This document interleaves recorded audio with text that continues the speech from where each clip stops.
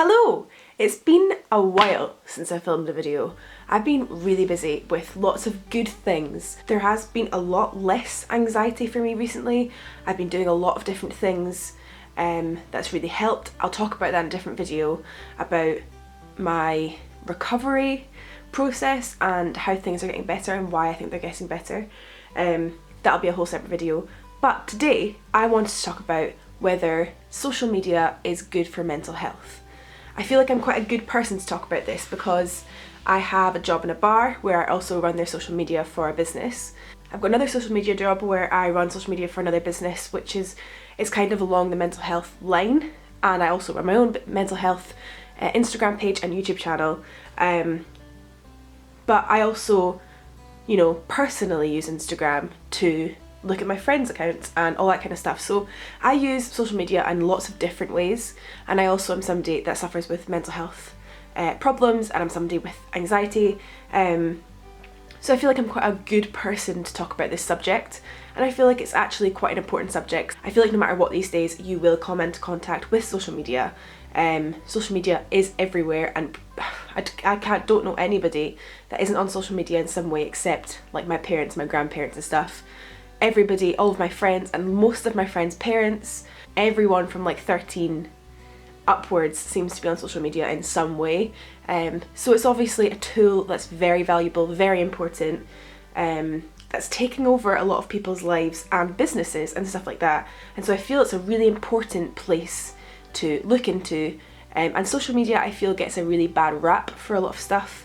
And I don't totally see it as a negative thing when it comes to mental health. So I'll get into what I think. Firstly, I just want to chat quickly about Matt Haig's book, Notes on a Nervous Planet. He talks a lot about social media in that book, and I gave that book a 5 out of 5. I absolutely loved it. I thought it was fantastic. Probably the best book I've read this year so far. Probably the best book I've ever read on mental health, where I actually felt like he was talking about what anxiety is actually like for people that have anxiety that takes over their lives and that actually really, really impacts them. And he spoke a lot about social media in that book, and so I really encourage you to pick that book up. He wasn't completely slating it, but he had some really good ideas, I thought, and so definitely check that book out. Firstly, I feel like social media breeds a lot of positivity.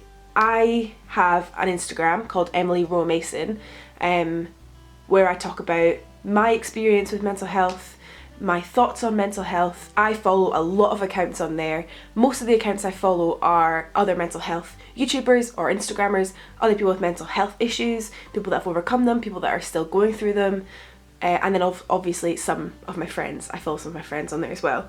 But mainly I use it for looking at other people's Instagrams who have mental health illnesses like me, and I think because of that, all of my feed is pretty positive. It's either talking about the kind of nitty-gritty stuff of mental illness that's not pretty, but it's also really encouraging. There's a lot of kindness and a lot of love and a lot of inspiration to be good to yourself on my personal social media, and I really, really like that. And for me, going on social media, there's not really that much negativity. However, I do follow some Instagram accounts who get a lot of negativity. I'm quite lucky because a lot of my followers are you guys who all know me quite well and who have quite similar journeys to me. Journeys, I don't know if you like that word, I quite like that word, but have a lot of similar life issues and a lot of similar kinds of, so a lot of you have emetophobia or agoraphobia or panic disorder or generalized anxiety, whatever. So I feel like we're on a good page. And also I only have I don't have that many followers. I'm almost at 2,000-ish. So it's not as if I'm a massive, I have a massive following. So obviously the more followers you get, the more hate you get. And that's definitely one of the negatives that I have down for social media, is it's a weird thing that people feel like when they get behind a screen or when they're on a phone or when they're on their own and they're looking at something, they have the right to belittle it. I think the main goal as a human for me is to judge less and be kind more, and that's so difficult. I find myself judging people all the time, whether that's oh, that person's really not nice because they said that thing, or that person is horrible because of this, whatever. I'm definitely striving to be less judgmental. And I feel like when you're behind the screen of a phone, whether you feel like you're being mean or not, in your head a lot of the time we judge people, and for some reason people feel the need to comment constructive criticism or just general criticism of people, whether that's their weight, their body, their lifestyle choices, their dietary choices, their choices of raising their children. People have an opinion about it, and people feel the need to voice that opinion in very unhelpful ways. And that's something weird that social media has done to us, which has never really been an issue in the past. You rarely see somebody walking along the street with their 3-year-old child whose child's drinking some Diet Coke. You might have an issue with that. You might think that it's not the best idea. You might feel like, what's that person doing? You would never go up to that person and say, you're ruining your child's life. This is child abuse. This is horrific. But on social media, you feel like you've been given the right to comment on that and the right to voice your opinion. And I totally believe in freedom of speech. I totally believe that you're allowed to say whatever you want. But I feel like on social media, people don't let people off with things. They don't think, oh, well, that woman it could be the first time she's giving her child that, or she didn't have any other juice and her child was thirsty. Whatever.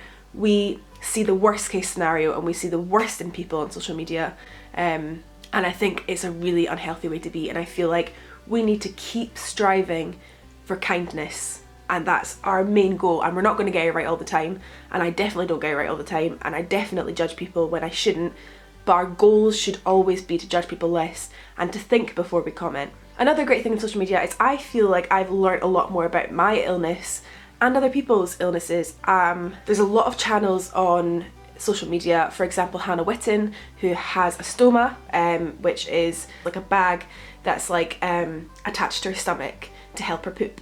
And she's raised so much awareness for that illness, and I think it's encouraged a lot of other people to come out and talk about it. Or things like IBS, people are talking about that more.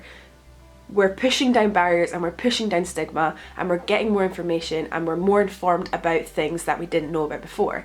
Things like Crohn's disease, I see a lot of Instagram accounts for Crohn's disease that are really raising awareness and making people understand what it's like to have Crohn's disease, and probably helping other people to come forward. I know things like smear tests.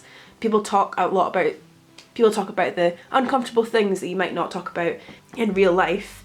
And I know that smear tests was a big one. I think it was a few years ago there was people smeared their lipstick and encouraged people to go and get smear tests. And I think these kind of things really do work sometimes.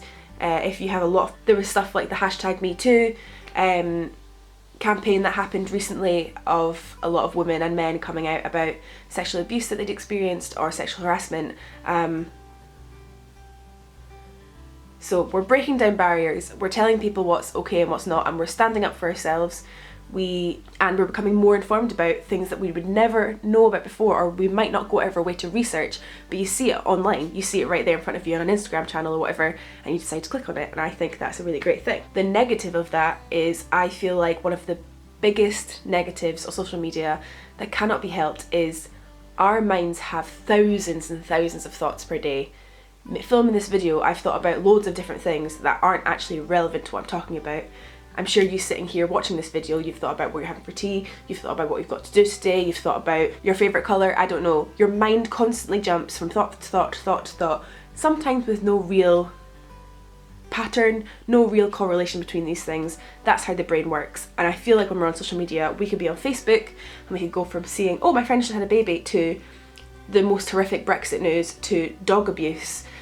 Our minds are being forced to jump from things to things constantly when our minds are already full of stuff. So sometimes social media can be great for campaigning against things like dog abuse, against things like horse racing, against things like whatever it is that you feel passionately about, and I think that's great. But it's causing more anxiety for us because we're learning about all these things so quickly and so sporadically with no real choice. Because when you go on social media, you are bombarded with things that you might not necessarily want to know about, or you might not necessarily feel in the right mindset to learn about. So sometimes when I'm feeling really panicky and really anxious, going on social media isn't a good idea. There's been a couple of accounts that I've followed that I've had to unfollow because they talk really frankly about their mental health journeys, and while I think that is such a good thing, I felt really, really like it was too much for me, and I felt like every time I was feeling not in a very good place, if I saw that somebody had had a really severe panic attack that day and they described the panic attack, I would start to feel really panicked. And I think it's such a great thing that they're doing, especially for people that don't suffer with panic attacks, to teach them how shit it is, basically. But jumping from one horrific thing to the next, to cute baby pictures, to my friends have got engaged, to happy things, then back down to sad things, I think it's a lot for our brains to handle and a lot for our emotions to handle. And so I think it can be too much sometimes. The best thing about social media for me is I have done YouTube for 3 or 4 years, a long time, I'm not sure exactly how long, and I feel like I've made so many connections with people, whether they turn into full-blown friendships or whether they turn into support systems. I met my best friend on YouTube because she used to have a YouTube channel, and now we're best friends. We see each other most days. I'm going to see her tonight. I work with her. We've built a really strong connection and bond through social media. My boyfriend I met on Tinder, it's not exactly the same thing. It's obviously a dating site, but again, through the internet, through an app, I met my boyfriend and we've been together almost a year now. I feel like social media helps build strong relationships sometimes, and also, if not relationships that you have in real life and you actually have the physical bond. I've met so many people online that have such similar mental health illnesses to me that really inspire me. There's a girl, I'm not sure I can never pronounce her actual handle, but I'll leave a link down below to her, who has agoraphobia and is smashing it. Like God, every time I look at her Instagram, it's like, oh, I can't believe how well she's doing. Like, she goes to festivals now, she goes on really long walks by herself to coffee shops and sits down by herself. All these things that when I first started following her, she would never have done. And now she's doing all of it and she's really, really amazing. I'll leave a list of good Instagram people that I follow that I really like. But it's so inspiring, and I feel so inspired all the time. And these are people I would never have known if there was no social media. I think if I didn't have social media going through this, I don't think I'd be as well as I am right now. I really, really don't. I think it's helped save me in a lot of ways. Because I don't know anybody in my real life that suffers with anxiety to the extent I do, that has been housebound or that has had to stop life.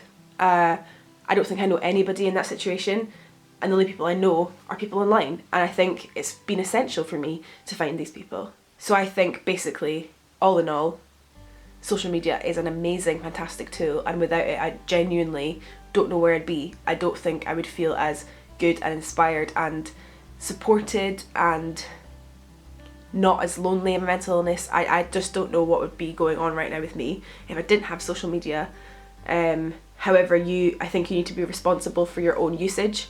You need to know how much is too much for you. You need to be able to see what's real and what's fake, and to be able to rationalise other people's accounts. And so I think, yeah, for me, is social media good for your mental health?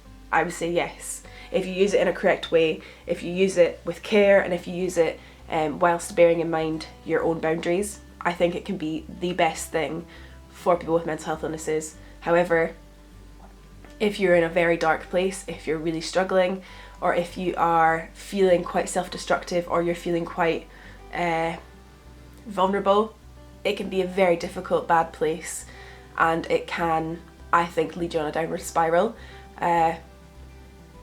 I realise I've not quite answered the question, but generally, yes, social media is a great tool for mental health illnesses, and social media can be absolutely amazing. So I just wanted to chat about that today because I was thinking about it quite a lot. And like I said, Matt Haig's book is a book you really need to read because it was so, so, so good. And I can't quite articulate the same way he does. But anyway, thank you very much for watching this video, and I'll see you soon.